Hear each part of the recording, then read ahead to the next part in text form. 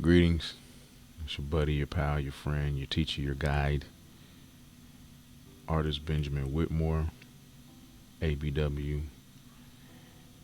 And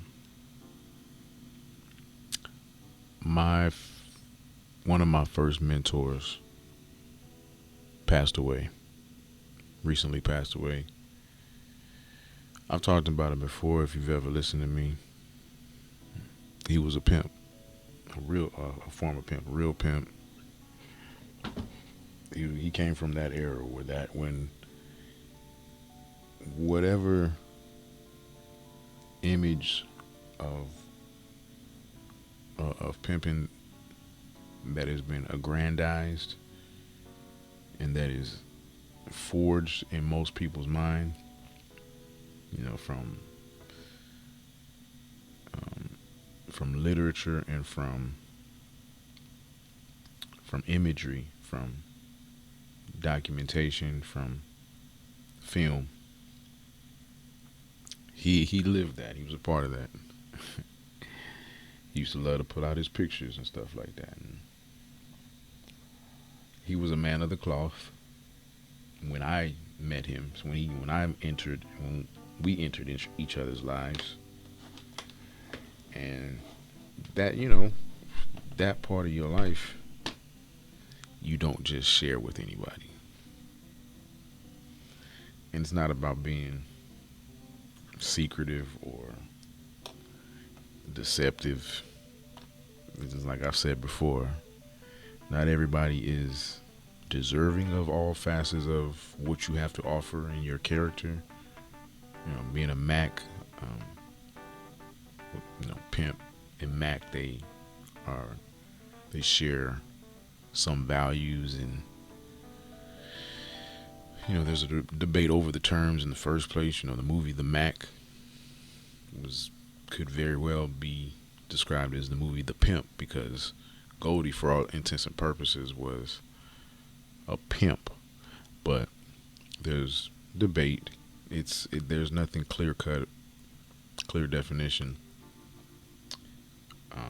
Some will say a Mac is higher than a pimp.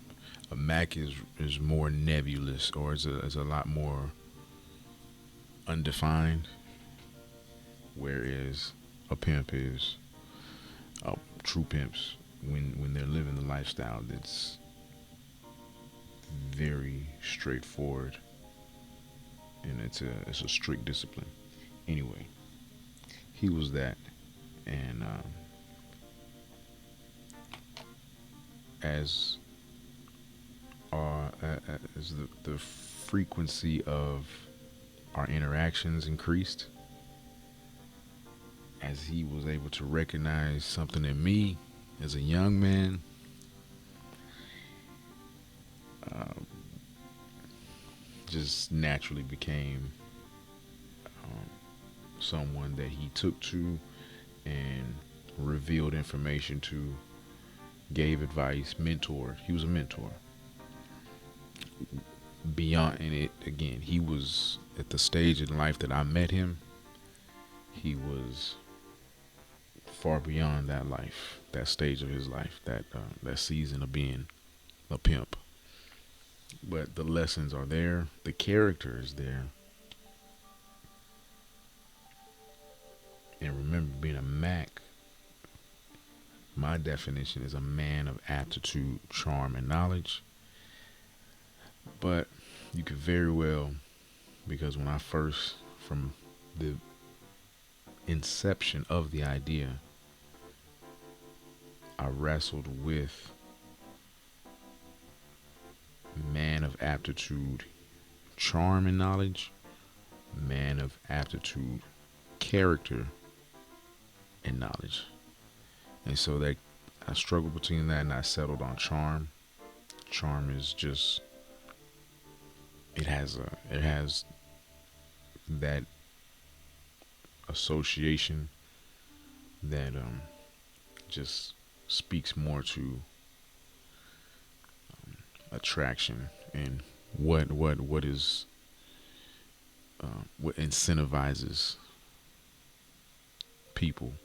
Charm. But character is very well and very much attached to it because there's depth. When you say character, there's depth to it. There's gravity to it. And um, there was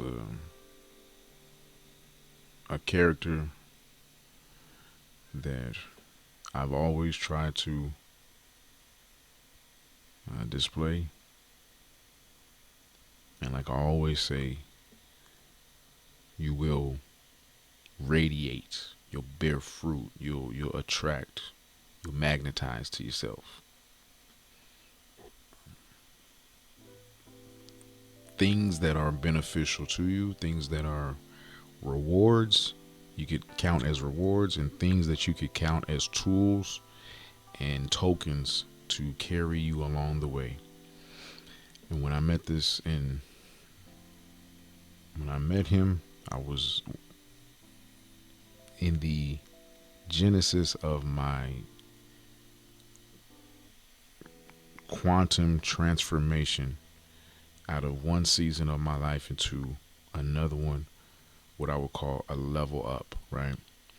Um, and a relearning, a unlearning, and a relearning of everything. When the student is ready, the teacher will appear. And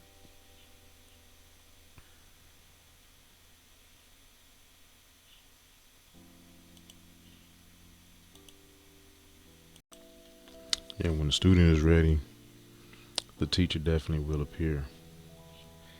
And we would drive around. Well, I drive him around in exchange for my driving services. He would buy me lunch, keep me fed, put a little money in my pocket, give me game. But I basically was his chauffeur, and I'd take him to different places, different spots. Sometimes I'd get out the car. Sometimes he'd tell me to stay in the car. This went on for a short season, but long enough to really, um, really experience it and be grateful for that time, especially looking back. And he told stories, and inevitably in those stories were lessons. I remember the first thing he said. He said this very often. That's why it sticks out in my head. He said, in regards to your relationship, yo, there should always be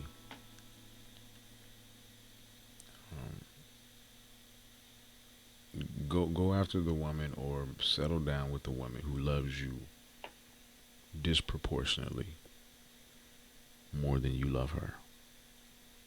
The one who is uh, healthily obsessed with you.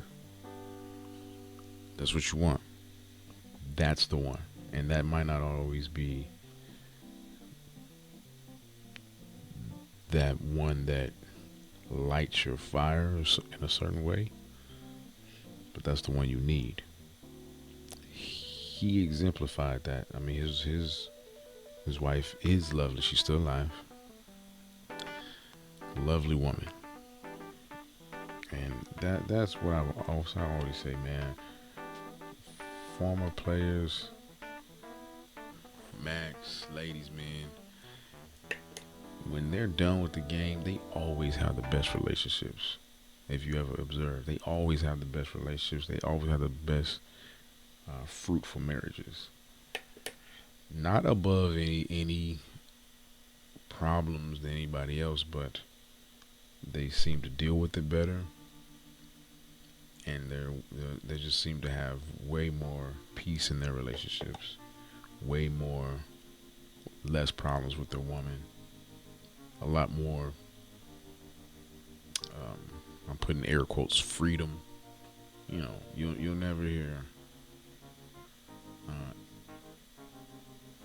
you'll never hear a Mac or a pimp. You know, a man, a real man.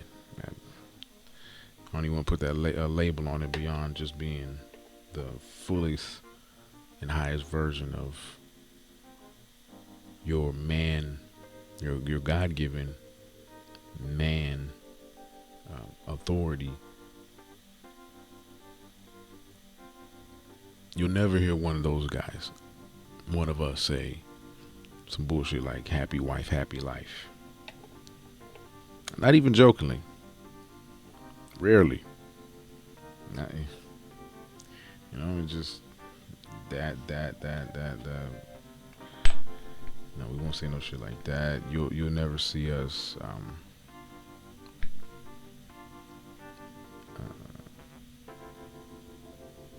inordinately have deference, and well, okay, so there is a deference that you give to your wife. I will acknowledge that. As a man, you can't be so prideful as to not give that honor and deference to your wife that she deserves. And um, that includes sometimes you have to listen to the woman. Now, me, again, when I met him, we met in the house of worship, the house of God. That's where we started. That's where we met, and then of course we developed beyond that. Um, but he was a man of the clergy. He was a man of the cloth. But he was very plain, straight talking, common sense type of man, a well-rounded man, a well-versed man, a well-experienced man, a man who had seen things, a man who knew things, and there was nothing in his character that showed anything less than him being the man of God that he presented himself to be, and that everybody knew him to be. But at his core, it was interesting to see that he was still.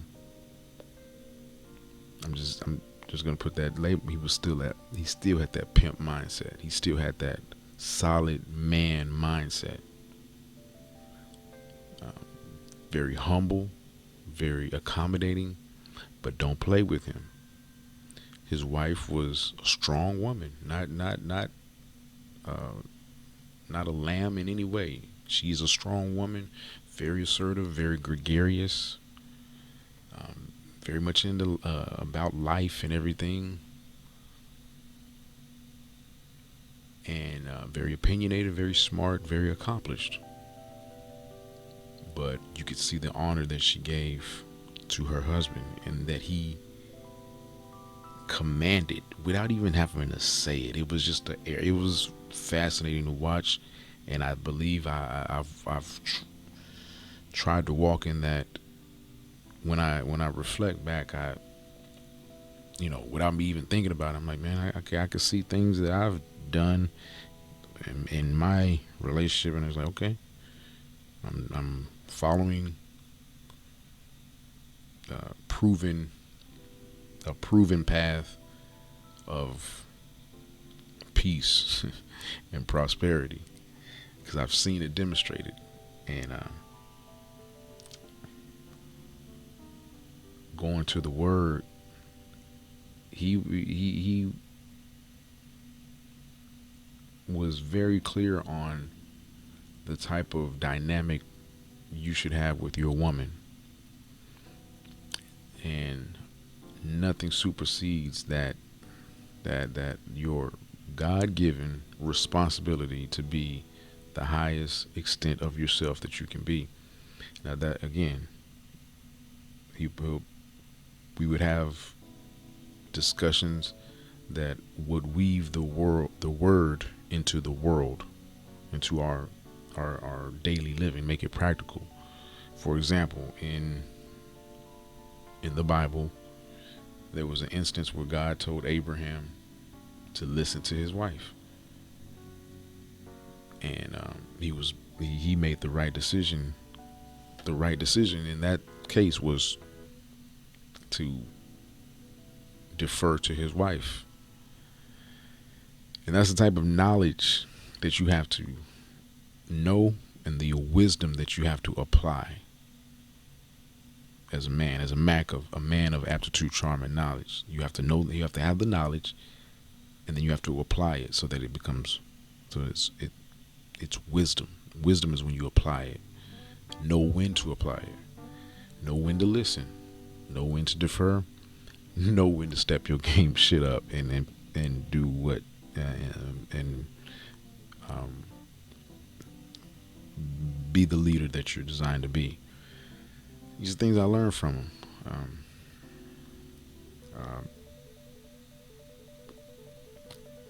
and being impeccably dressed and presented, that goes without saying. That was, and he I would show up to church when I was an attendee at that church at that time, and I knew what the kids say when I put that shit on. There was one person that I was kind of looking for that confirmation for.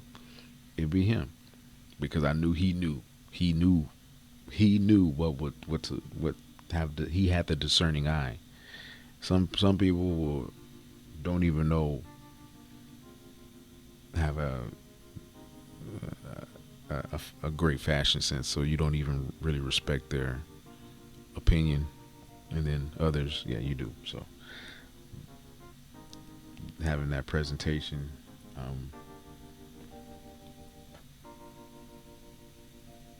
and I'm just reflecting, man. We came back from his wake. I didn't go to his funeral. I don't do funerals, but I did pay my respects. We hadn't talked in a while, and it is what it is. The last time I seen him, probably about 2 years ago, and he expressed how he was proud of me, for being the family man that I am, being the my civic engagement, being the civic leader that I am, being the social entrepreneur that I try to be in my community, because I'm outside for real. I do real things, but they're just like him being a Renaissance man. So him being a Renaissance man, so they say a man reinvents himself. A man should have the capacity to reinvent himself at least 3 times in his life. So, me, again, I never profess to be a pimp. I always say I played pimping for a season and had some beginner's luck, had some run-up success, and then once the inevitable reality and hard times come, the sacrifices were needed to be made. I didn't make those sacrifices. I wasn't willing to make those sacrifices for the game in that way. It just wasn't me. But I gleaned a lot of lessons, and I got some stories that some have yet to be told. But he lived the life of a real pimp. The evidence was there. The third party source verifiers were there, and again, that's a strict discipline. And for him to go from that to become a college educated man with multiple degrees, to become I won't reveal too much, because I don't want to, yeah, just not, it's not necessary, but just to paint the picture for you. College educated man, very much accomplished in the professional world, and then a man of the cloth, a clergyman, and very very well respected and renowned in his in that circuit that he was a part of. And then of course the just the accumulation of all the lives that he touched in all those, because as you reinvent yourself and as you move on with life, some of those relationships and some of those people that you touched from a different life, they will evolve, they will go into different lives. Sometimes they coalesce and they come to a crossroads, or sometimes they meet back up somehow, and that's a beautiful thing. It's a beautiful thing in the fullness of time. It's beautiful. Um, Another lesson that he taught me a lot about money. Well, he didn't so much teach me, but he just reinforced and demonstrated to me about handling business and being a valuable person. And one of the best, he told me that most of the money is made in the middle. And so he was the type of person that had a solution for everybody. He was like a consultant. So that's uh, he was just all things to all people. Like Paul in the Bible says, "I'm all things to all people," and that's the virtue of being a well-rounded person, because you can show up for someone in a way that makes sense to them. Play the role, provide the service, provide the value, the resource that they need for them, for that purpose, for that season, for that time.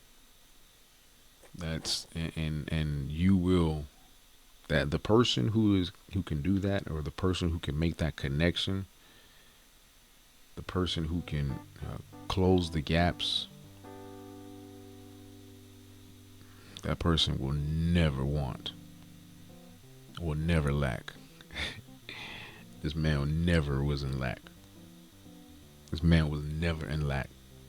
This man hardly wore the same clothes twice. Now that's, I mean, now even now we would argue about that. I was like, is that necessary? I'm a believer in having. We argued about one time. We argued about uniforms, because we talked about the pimp uniform and how being um, impeccably dressed is like your uniform. And me, and I maybe on a different episode I'll talk about fashion, or talk about style, because it's not fashion, style. So I'll talk about style on a different time and more in depth and be more detailed with it, more practical. But we argued about um, style and uniform. The word uniform specifically. I remember one time we specifically were arguing about a uniform, about the concept of a uniform, because me personally, just to give you an insight into my philosophy of style, I have uniform, what I call uniform. So I have pretty much most of my clothes, or most all of my uniform clothes. I'll say this: all of my uniform clothes, what I call uniform, are custom clothes. Okay, I have a designer's eye. I know about fabrics. I know where to source the fabrics. I know where to I know the design that I want, and I know how to have that organized as a template to give to a manufacturer, or a haberdasher, some type of clothes maker. And I have that knowledge, and I know about that. And I could teach anybody how to do that, or anybody could do that. It just takes a few extra steps than just going to go shopping, right? But the benefit of it is that you can make your clothes, have your clothes fit you exactly, precisely, and there's nothing compared to that. Nothing compared to having custom clothes. So again, so me, I have uniforms that because I'm big on fabrics, cotton, wool. That's it. I don't do polyester, rayons, and nylons and all that shit. No, cotton and wool. Okay, or some variation of cotton and wool because you got wool and then you got yeah, I won't get into that anyway. So and linen of course, linen. I do linen. So my uniform, I have some white shirts that I like, certain like Henley shirts I like to wear, but I have like seven of them. Well, actually, now at this point, yeah, I got about. I just have refreshed them, so about seven. So every day of the week. It makes sense, right? And um, that's my uniform because I will wear those. Now I'll wear them every day of the week if I choose to, and then I can. It's a very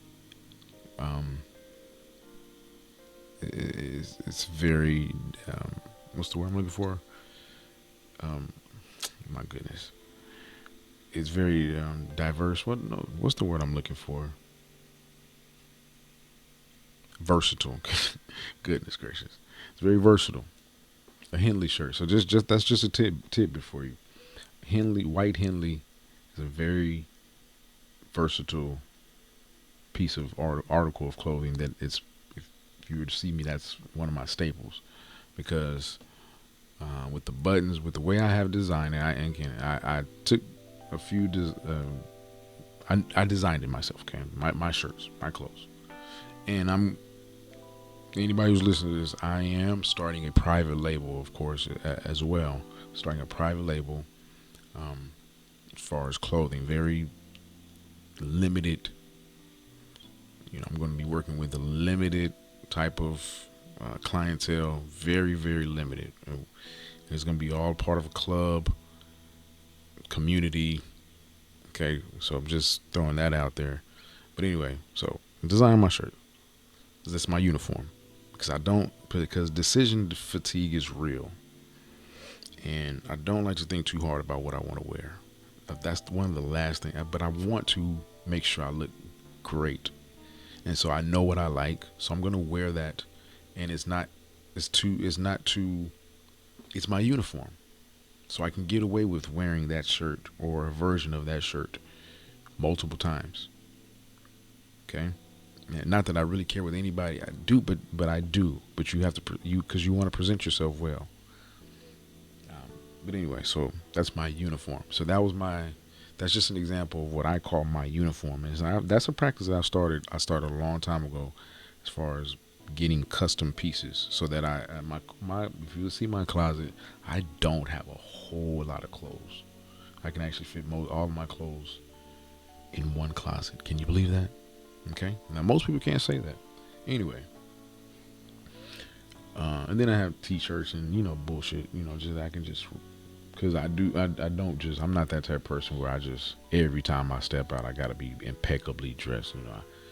But even because even just like run to the grocery store, I can put on some t-shirts and stuff, some shorts, basketball shorts, stuff like that. I wear that. But even that, there's intention in that. But I'll talk about that again. I'll talk about that another time. So that was our argument. I was in favor of designing your wardrobe to where you have uniforms in that manner I just described. He was of the school of thought that your uniform, the clothes are your uniform, in that you should. He was just of the practice of like his wardrobe was massive. His wardrobe was massive, and again, he never hardly wore the same clothes twice. He bragged about having over 1,000 suits. So think about that. And again, this is not something that I'm necessarily he came from a different time, right? So I understand that.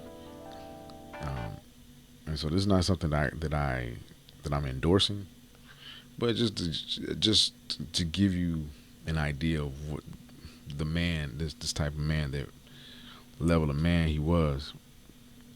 Um, he bragged about having 1,000 suits. He knew exactly how much. He had a small fortune in clothes. Probably over 6 figures in clothes. Right? He said he's probably spent over $100,000 because if you got 1,000 suits and you got and he spent maybe $1,000 on each suit, that's $100,000, and then the accessories to go with it. So yeah, and in his defense, and he justified it. He said, "Well, I also have a fortune in assets, in businesses, in real estate, and stuff like that." So he wasn't just fucking off his money just on clothes. You know, he could justify it. But anyway, he had 1,000 suits, over 1,000 suits. So you think about that, he could wear a different suit pretty almost for every day for almost 3 years, 2 years, at least 2 years, 2.5 years. He could wear a different suit every day. And so yeah, that was a thing to him. That was something that he prided himself on. And we argued about that. I was like, man, that's just not me. I got, I think right now I've accumulated about, I can say I got about 10 good suits, all tailored. You know, because there's no other way. There's no other way to wear a suit. Just don't, if you're not gonna have not, if not custom, it doesn't have to be custom.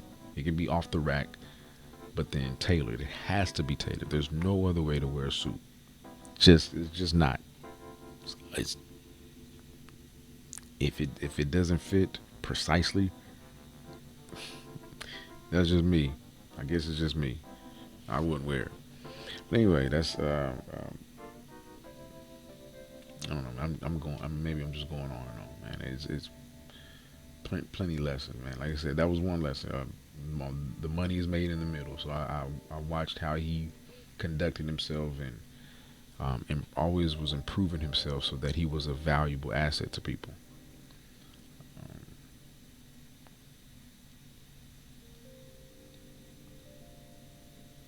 and but at the end of his life,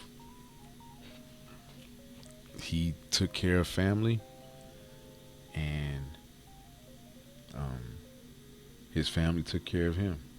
You know, it's not he man. I always say, man, there's a lot to reveal sometimes in how a man ends his life. Who's around him, the circumstances, you know, it reveals a lot sometimes. And when when I would go see him at his house, I didn't go to his house often because usually he would come my way because at that time he lived in gated community out there, right?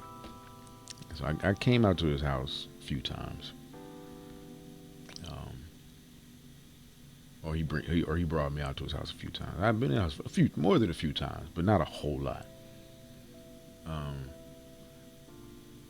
but like later on, when our routine changed, and when I wasn't a part of the church anymore, um, we didn't see each other as frequently.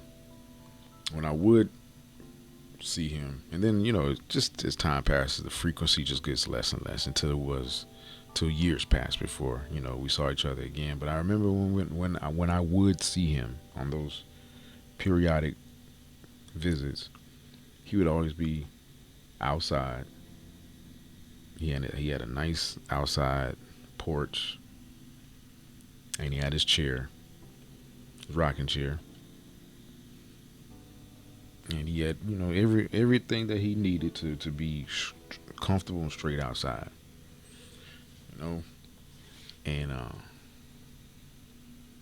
that was like his spot, man. He would sit. I would sit out. We would sit out there for hours.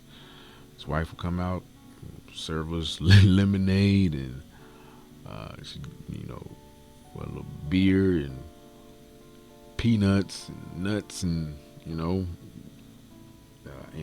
everything was always like china and everything like presentation, like everything was precise, man. Like everything had a purpose and a plan in his house, in his on the outside. Like it was a great display of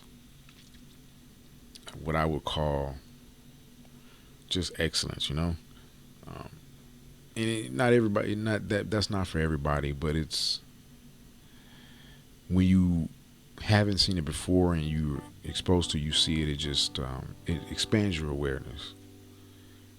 And it was beautiful to watch. And he was well read, well versed on a lot of things, stayed connected to the youth, not in a corny way, not in a it just could relate, was knowledgeable, never was judgmental, and just something I would aspire to, man. And yeah, last week, man, he sat down in that rocket chair like he always did, and didn't get up, man. Didn't get up. They told me that my partner texted me. He's like, yeah, guess where he died at? Because later on, my partner he started coming around him, so took him under his wing, kind of. But I was like the proxy between them. Like they never hung out without me, but he was, he hung out with him. He knew him too. So anyway, he was like, man, um, he heard the news before I did, and yeah, he told me, he's like, man, guess where he passed away? And I was like, man, that rocket chair. He's like, yep, sitting in that rocket chair. So I think that was very apropos, man. Died peacefully. Um, he had kids late in life, or he had older kids, and then he had older kids from a different part of his life, and then with his wife, he had who was younger than him. He had in his later life, he had a child, and he always said, man, I just want to make it to that child is grown, and that's what he did, man. His child is grown, and he was at peace, man. I know he's at peace, man, and I got a lot more lessons that I can impart from him. Just wanted to just wrap a tap for a second, man. It's your buddy, your pal, your friend, your teacher, your guide, ABW. Rest in peace to my to my mentor. Signing out, sayonara, sakatagi. Fly high. Chai chai.